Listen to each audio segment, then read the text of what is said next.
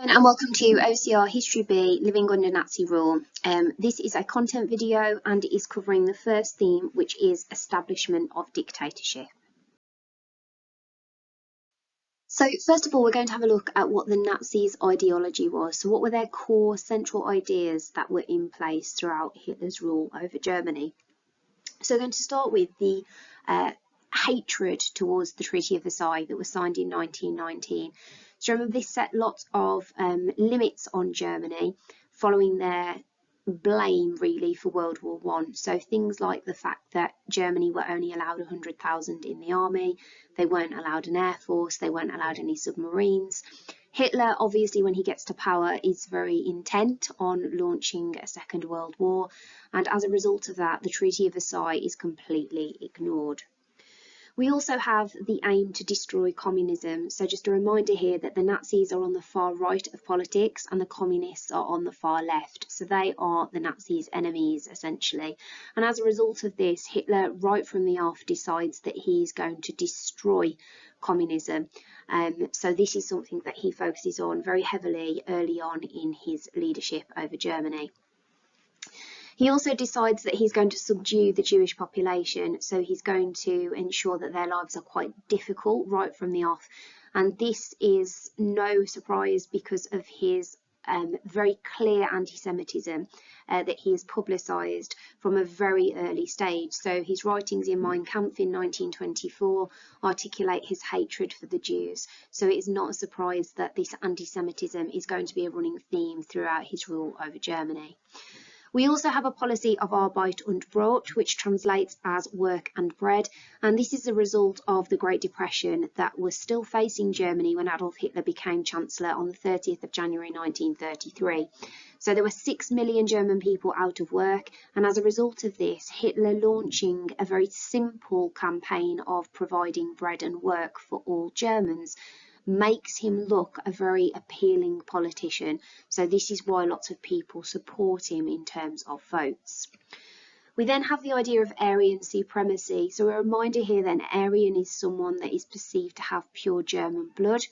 Ideally, they would have blonde hair and blue eyes, but this is not a prerequisite that you have to have. So just looking at Adolf Hitler, he obviously doesn't have those characteristics. So please don't think of an Aryan as having to have blonde hair and blue eyes.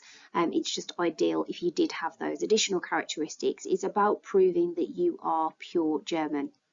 So Hitler believes that these Aryans are supreme, they are the master race, and this is something that he continues to encourage and which is central to his ideology throughout his rule over Germany.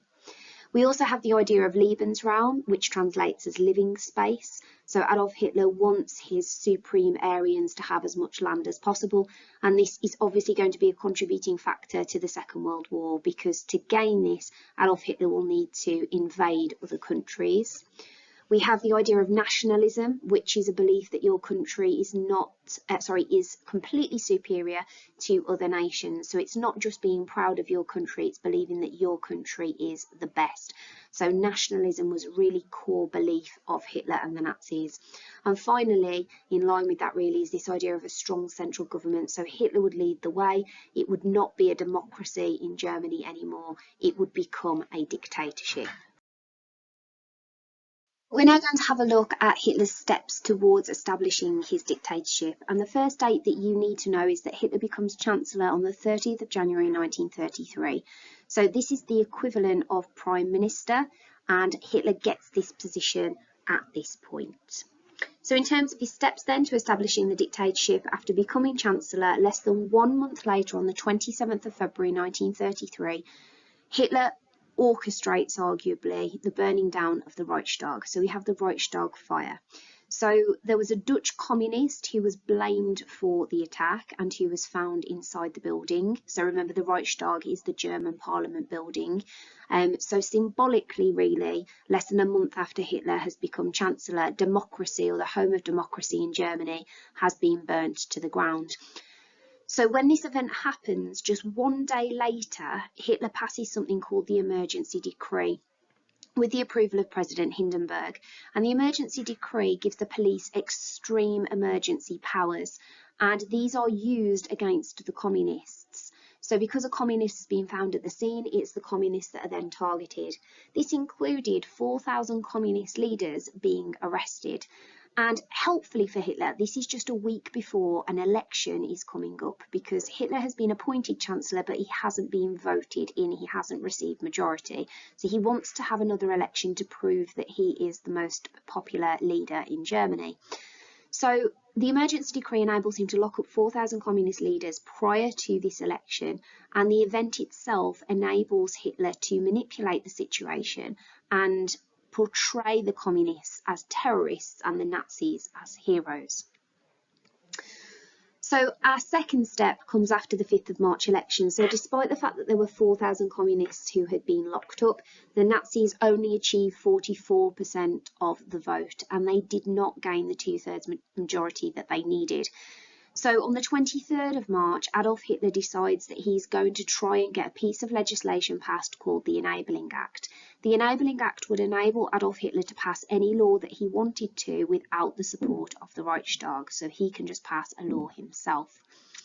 The reason that this was voted for, partly, is because Hitler used the SA, his brown shirts, his bullies, to surround the Kroll Opera House where the vote took place, because the Reichstag had been burnt down, and threatened people essentially to vote for this act. It does pass, and as a result of this, Hitler becomes a legal dictator in Germany, and that is the real turning point that you need to know. There are laws that he passes as a result of this, such as banning trade unions and banning new political parties, but the key thing is that on the 23rd of March 1933, Germany has now become a dictatorship. So this is very, very soon after he has become Chancellor, so we can clearly see the direction that this is going in. Have Gleichschaltung. So Gleichschaltung means bringing the German people into line, and there are a number of things he does to do this. So first of all, we have the Civil Service Act in 1933, and this authorised the removal of Jews and communists from civil service positions such as teachers and lawyers. So we can see here straight away this kind of anti-Semitic policy that is being inflicted onto citizens in Germany very early on. We also have official encouragement of anti-Semitism. So we have the business boycott on April the 1st, 1933. So this is where people aren't allowed in, essentially, to Jewish businesses. SA people would be stood on the steps of businesses and preventing Aryans from entering. So we can clearly see here official anti-Semitism, again, very early on in Hitler's leadership over Germany. We also have book burning, which takes place at Munich University. So any Jewish authors, for example, would have had books burnt there. So this is, again, trying to indoctrinate really the next generation, bringing those young minds into line with Nazi ideology. And we also have the use of terror. So we mentioned earlier the 4,000 communists that were arrested following the Reichstag fire. So the 4,000 of these were locked up in camps such as Dachau. So Dachau is our first concentration or labour camp that is set up in Germany, and we start to see the terror regime really stepping up following the Reichstag fire, so we get a lot more violence used towards opponents of the party, hopefully as a deterrent. And our step 4 is removal of opposition. So, as I said, the Enabling Act allowed Adolf Hitler to ban trade unions, and he replaces these with the German Labour Front, or the DAF, which we'll look at later when we look at workers. The Social Democrats are banned, and other new political parties are banned. So they are examples of laws that you could use in the exam to support an argument on the significance, really, of the Enabling Act. And then the key event is the Night of the Long Knives, which is in June 1934. So please make sure in the exam that you are not saying this is in 1933. This event does happen a year later, but this is removal of the internal threat of the SA. So the SA had almost 3 million members. Ernst Röhm was the leader of the SA. You will remember that he was a homosexual, and he was very intent on making the SA as big and as powerful as possible, and potentially trying to challenge the army, which makes this group look potentially dangerous. So as a result of this, Hitler, after hearing rumours from Himmler in particular, uses the SS to go and arrest SA leaders. We see 85 die in prison, and we see Röhm is also killed. Hitler, as a result of this event, restructures the SA to ensure that there is loyalty, and he reduces the number of the SA down to 500,000. So he makes them essentially more specialised as a force rather than just a group of thugs that they had become. But it really shows a clear sign that any opposition to Adolf Hitler, any threat of opposition, will be dealt with extremely harshly. Remember, the SA were his longest living supporters, essentially, and they have just been purged during the Night of the Long Knives. So it sends a very clear message. So the SS has now kind of established itself as having a reputation of purging any opponents, and we're going to see a lot more of that as time goes on. So as a result of all this, on the 2nd of August 1934, Adolf Hitler becomes the Führer of Germany. And this is where he combines the roles of Chancellor, President, and leader of the armed forces. So President Hindenburg dies on the 2nd of August 1934.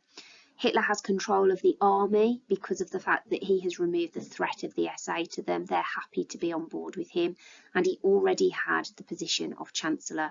So by August 1934, Adolf Hitler is the Führer of Germany, which translates as total leader, and he has effectively established his dictatorship.